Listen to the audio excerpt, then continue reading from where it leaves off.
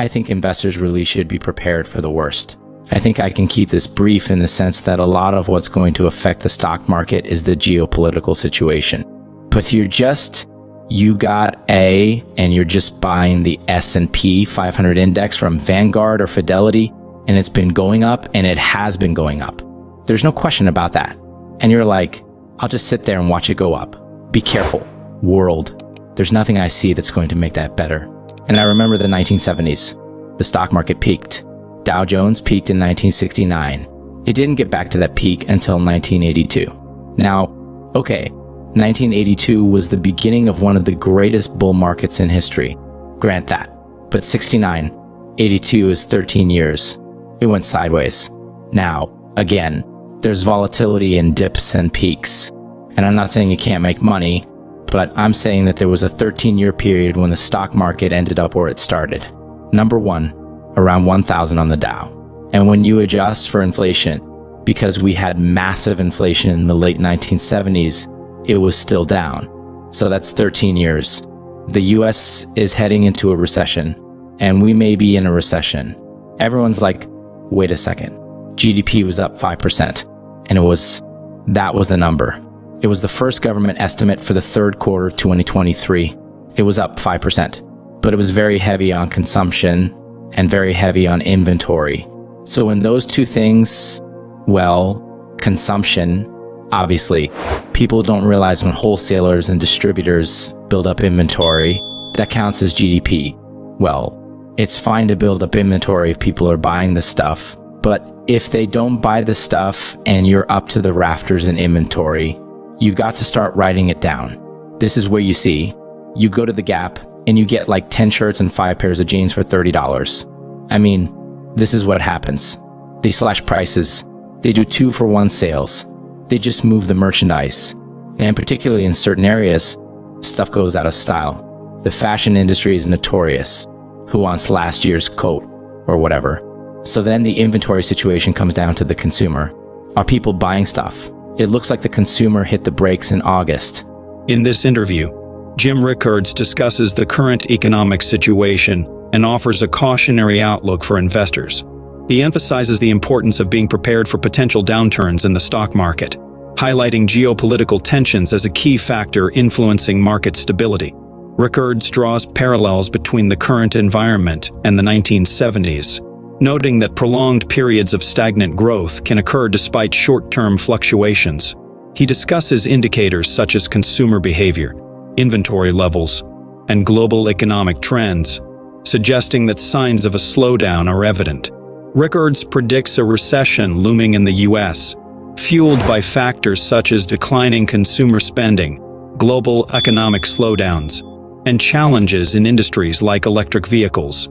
He also points out anomalies in the yield curve, indicating potential interest rate decreases in response to economic pressures. Overall, Rickards suggests that investors should be cautious and aware of the broader geopolitical and economic landscape when making investment decisions. Now the second quarter is July, August, September, sometime around mid to late August, after 2 pretty strong months, and they were strong. The consumers just hit the brakes. A couple of reasons for that. Number one is during the pandemic, you go back to 2020, 2021. What was going on? Well, starting with Trump in, I think, June 2020, he gave everybody a $1,400 check. If you got a heartbeat, you got a check. And then Trump did it again in December, just before he left office. It was another $600 check. Biden comes in and says, well, I can top that. And Biden does in February 2021, right after he was sworn in. Here comes another $600 check. And then there was Build Back Better, the Inflation Reduction Act, which is actually the greenest scam. I mean, we were spending not spending. We were running deficits of $2 trillion a year for about 4 or 5 years. The total spending was higher than that, but the deficit alone was about $2 trillion a year. Nancy Pelosi handing out money. Well, the Americans got used to that. Thanks for the check. And then there was a deferment on student loans. You didn't have to pay your student loans for about at least 2 years, maybe a little bit longer. And then when people got those checks, they saved a lot of it. So what happened in 2023? People drew down their savings. The savings rate got really low, like 3%. It was up around 13% during the pandemic. It's about a little over 3%, 3.5% right now, which is low. They spent the savings they had. They didn't make new savings, and then they turned to the credit cards and ran up their credit card balances. Well, that feels good for a while. But then if you're paying the minimum and rolling over the balance and you're at your limit, your credit limit is used up and the interest rates are 20%. Some of them are 28%. You're going to double that balance in 3 years. So if you're like, I'll just pay the minimum this month and I'll figure it out, your balance is going up because the interest is compounding faster than you're paying it down at 2020, 5%. So people are tapped down on their credit cards. They've used up their savings. They're getting into a deeper hole because the interest is compounding faster than they can pay off the credit cards, and they're just backing away. And it's showing up in things like gasoline consumption. It's way down. Gasoline is what economists call the demand for gasoline is what economists call inelastic, meaning you just have to buy it no matter what the price is. You got to take the kids to school or get to work or go shut whatever it is.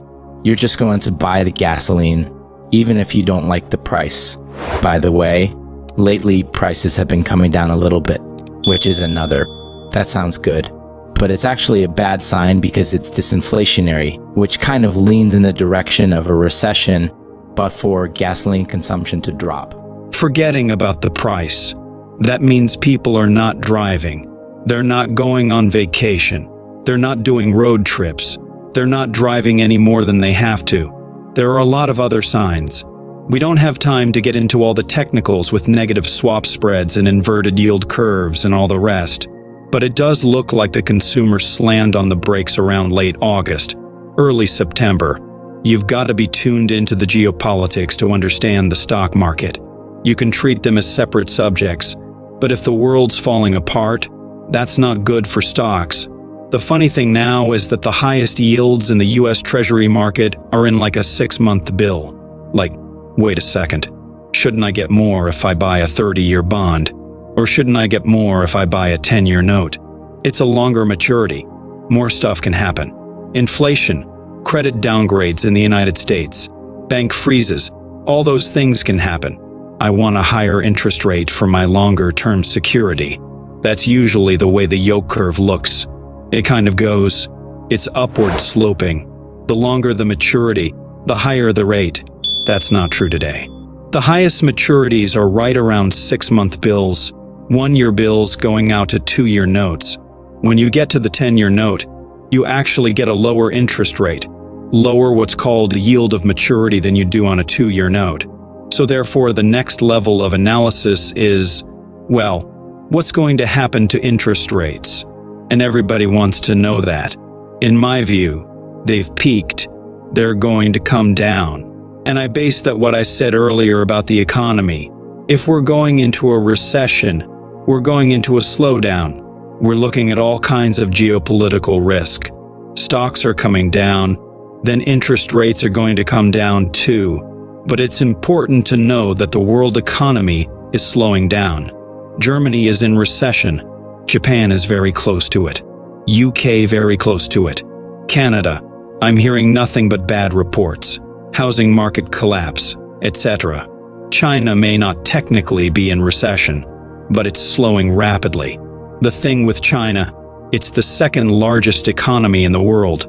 They've been growing at like 10%, 910% for over 20 years. Will you compound something at 10% for 20 years? You're going to increase it by a factor of 10 or so over that time period. But not now. They're almost certainly below 5. They're going to print 5 because they make up the numbers if they have to. But when you strip out wasted investment, I mean investment that you build a massive train station with 128 escalators and marble walls, but nobody goes there, and the tickets are $10. You can't pay for that. It doesn't produce any wealth. It just creates jobs, and the real estate sector is collapsing. That's been the biggest driver. People are not stepping out to buy houses. They're not taking, not lower interest rates haven't helped. And so China's in a massive slowdown.